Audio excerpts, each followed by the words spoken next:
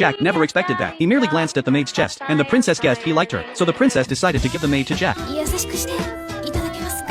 Not long ago, Jack was summoned by the princess, and arrived in the capital. At first, the princess was curious about how Jack arrived so quickly, until she saw Jack summon an off-road vehicle. Then, the princess eagerly got into the car to experience it. This experience left the princess very satisfied, so she decided to grant Jack one wish. However, Jack only wanted to camp near the castle. The princess quickly agreed to Jack's request. What happened next shocked everyone. Jack conjured a house out of thin air. Even more astonishing, after visiting Jack's house, the princess decided she wanted to live there as well. No matter how her attendants tried to persuade her, she was determined not to change her mind. Helpless, Jack had no choice but to agree. The next day, Jack summoned an excavator. Since the excavator had only one seat, the princess had no choice but to sit on Jack's lap to experience it. When the guards saw this, they immediately drew their swords and attacked Jack. Luckily, Jack quickly summoned a riot shield to block the attack. Lucy, seeing this, was furious, and immediately used magic to retaliate, but the opposing mage successfully countered it. The princess stepped in to stop the guards. She hadn't expected Lucy to use magic at such a young age, and she became curious about what else Lucy could do. Upon learning that Lucy also knew explosive magic, the princess told the two guards, had Lucy used explosive magic earlier, you would have been reduced to ashes by now. Soon, it was time for dinner, and the princess praised Jack's cooking. She asked Jack for the spice recipe. Jack handed the princess a jar of curry, wondering if her chef could replicate it. After the meal, the princess became interested in the utensils Jack used. Jack, after discussing it with his wife, set the price at 20 gold coins each. To his surprise, the princess bought them all. Then, the princess called a maid over, and handed her the jar of curry. At that moment, Jack's gaze was drawn to the maid's chest. Seeing Jack take an interest in the maid, the princess immediately decided to give the maid to him. However, Lucy suddenly appeared and interrupted their conversation, so the matter had to be put on hold for now. A few days later, the princess found Jack again. Because it was said that the palace was haunted, the maids were very scared, and hoped Jack could help with the exorcism. Reluctantly, Jack agreed. Under the beast-eared maid's instructions, Jack sprayed holy water all over the palace. As soon as Jack finished, the pressure that the maids had felt immediately vanished. Finally, Jack was led to the queen's bedroom, because the queen had been troubled by nightmares recently. Seeing a lynx staring at a vase, Jack didn't hesitate and sprayed holy water on the vase. However, the lynx still kept its gaze fixed on the vase, seeming unaffected by the holy water. So, it was left to the princess to handle. As a reward for the exorcism, the princess promised Jack access to the royal palace's magic books. Unexpectedly, Jack summoned an electronic device, and copied all the books. That evening, the princess took Jack to her room. As soon as the door opened, Jack saw the maid from earlier. The princess directly pointed out that Jack liked her. Seeing Jack not deny it, the princess agreed that he could do whatever he wanted with the maid. Jack then asked the maid for her opinion. When the maid didn't refuse, Jack walked toward her.